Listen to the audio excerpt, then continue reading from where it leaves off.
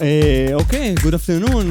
I'm very excited to be here. It's my second time in giving a talk in Israeli Mobile Summit, and it's interesting to see how much we evolved during these few years from my last talk, and how AI took the focus for good reason.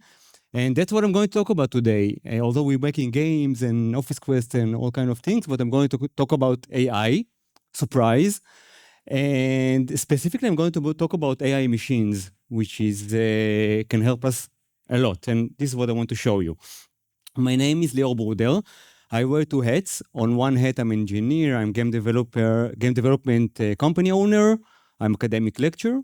And on the other hat, I'm cognitive psychologist, which I think give me a unique perspective of how we can make the best of our users and give them good experience on one hand, and on the other hand, how we can optimize our as mobile company, and other words, make more money. And this is what why we're here. And before I dive into how great machine learning and how it can help us, I want to talk about what we're doing today. Most of the mobile companies. And by the way, this is from our game, and this is one of the dilemmas we have: what prices, what packages, what configuration to show to which user. So what's happening, as I see in most companies, it's rule-based. So let's say the product manager or some person decides that someone is from Europe, and if he play more than 10 hours, they show him one price, otherwise other price, and he takes all kind of inputs and prepare some kind of targeting group and give him the same configuration, which is, it's working, but it's very, very basic. Well, the alternative is using prediction. You heard about machine learning, and this specific, I really like this model. It's a neural network. It imitates how our brain works, and this is why it's so amazing and works good. But there are many other models for machine learning, and most of the companies go to this model because it's good, but there are many other models. Maybe later on I will show more. And I want to show you an example from my academic research. So this example was this experiment, real academic experiment for the psychology department. And we want to teach this car how to drive this course. And this is like only a trailer. You can see the beginning and the end. And it took 4 weeks in a very simple computer. But after 10 million iterations, which is not a lot for machine learning, it took, I don't know, 4 weeks in a very simple computer. The car can run the whole course with zero mistakes and really fluent, and got very high grades. It's with rewarding, done with rewarding. And this is done with neural network with only 1,000 neurons. And if you take, how many our brain neurons have? Do you know? 100 billion neurons. This is why we're smart. And this is done only with 1,000, which is a very, very small DNN. And what I want to show you is 1,000 neurons can learn amazingly with 2 layers how to complete this course with zero mistakes. Not only how to do it, also it can generalize. It can do any other course with no problem and can generalize to other courses and other situations. I think it's amazing what you could do with a very small network. And soon I want to show you how it's related to us, because I want to show you a visual example of how DNN learns. But if you take, I don't know if you play GTA, but GTA 5, you remember the characters. They are a little bit. No, in GTA 6, they are going to change everything. Wait, I'm going to say. This is what I'm going to say. So in GTA 5, the characters are like stuck in walls and doesn't look realistic, not in visual way, but more in how they behave and stuck in things and talk to you when they shouldn't. And in GTA 6, they use machine learning, and it's look amazing. The cars drive like it should. It looks human. Okay, so I want to talk about the Gen AI hype. There's a hype around generative AI. I mean, 90% of this convention is generative AI. Everybody talks about it, but I think we're missing a lot, because I think we tend to go to a generative AI and LLMs like ChatGPT, to big machines, and sometimes we don't have to kill a fly with Canon. We can use small things. So I want to just go over all the AI world. So they are all the AI. There is machine learning, which is subset of this world that you saw in my car I trained before. neural network, deep learning is a sub, and only subgroup of this is generative AI. And a lot of companies take this big machine, which this is why it's sometimes hallucinating, because it's a very big machine that doing tasks, small tasks. And tasks like doing, I don't know, retention or other things that I'll show later, can do by in this layer or this layer, very small machines that can really be with good precisions, and we don't need to use a big LLM machines. It's really overkill and it's a lot of errors. So before I go to the case studies of what we did for our customers, I want to show the advantages rule-based, what most companies are doing today, versus prediction. So first of all, number of inputs. I mean, if we look at what is going on today, the program manager looks and take, I don't know, maybe the age, number, the location, number of minutes played, and try to create a subgroup. But after all, it's human, with human eyes, human brain that looks at the data and try to estimate what's the best configuration for the user.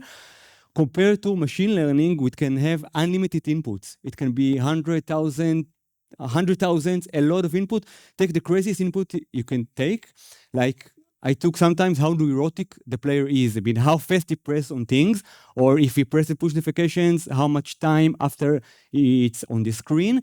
And you take all these inputs and you get how neurotic it is and what can predict if he'll buy something or not, or what the price you can give him in a certain point, which is amazing. Another thing about it is it's self-improving, the prediction. I mean, if you get the cycle now, so there's zero adjustments, you get the rules, and then you get the analytics 2 weeks later, get the rules, and all the cycle again and again. And if you are prediction-based, so let's say you add new country, new region, no problem, it will adjust and you get new, I don't know, new prices, new packages. You don't have to change anything. The machine keep learning, and the more, the merrier, more inputs. It's great, the machine learning doing MRI with thousands of inputs, and it only gets better.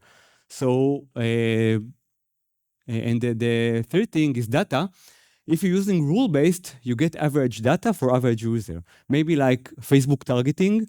I got like weird commercial, I don't know, but what happens in Facebook targeting is that you take a group and show them the same ad. And when you get machine learning, you get specific commercial for specific person. And if I want to illustrate it, so this is, you just had lunch 1 hour ago. This is from previous year. But if you use like average data in the rule-based, so everyone gets the same lunch.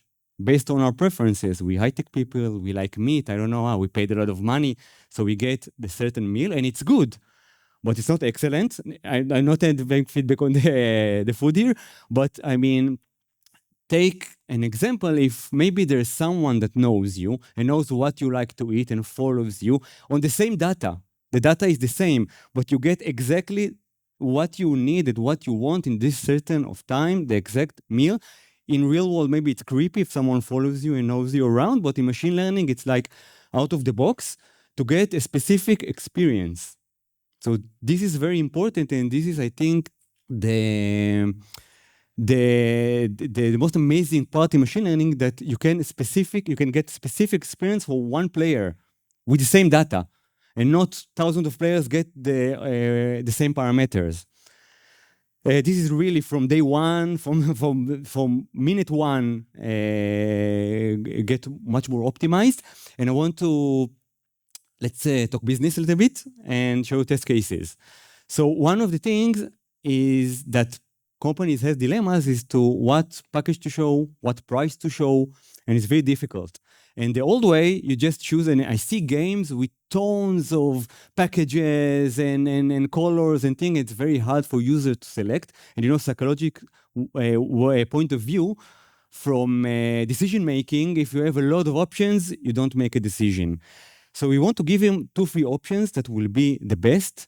And on one hand, if he buys something, so we don't know if he would have paid more. If he doesn't buy, we don't know if it's too expensive. And the machine learning, let us get the 2-3 packages that are exactly for the user, based on how neurotic is him, where he's from, what is the situation now, all the parameters, and we can see really good optimization here, much more users buying things than the other way, than the generic way. Another example, it's only example, I mean, the machine learning gets you optimized in all kind of way, is the dilemma, how many ads to show.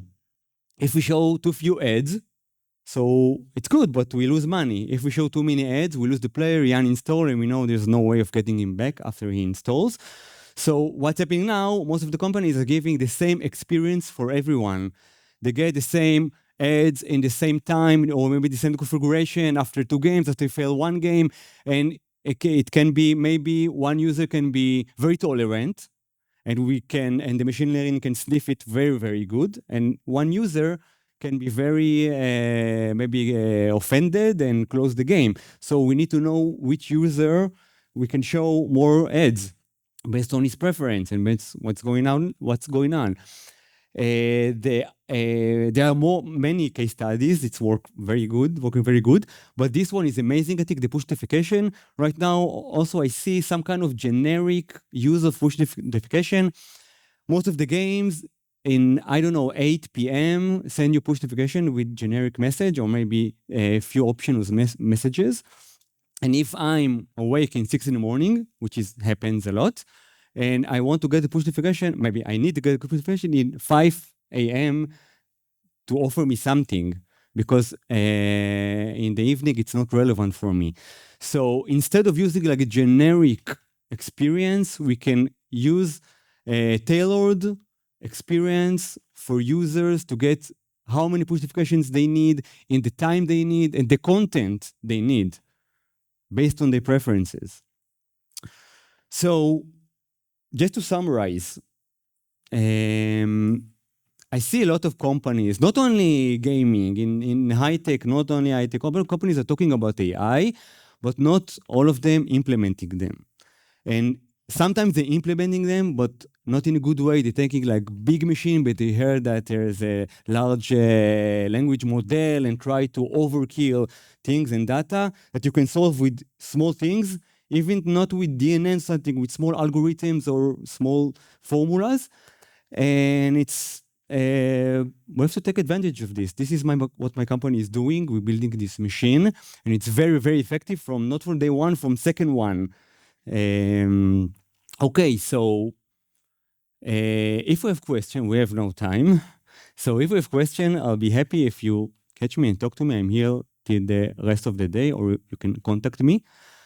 And thank you for listening, and thank you for being here.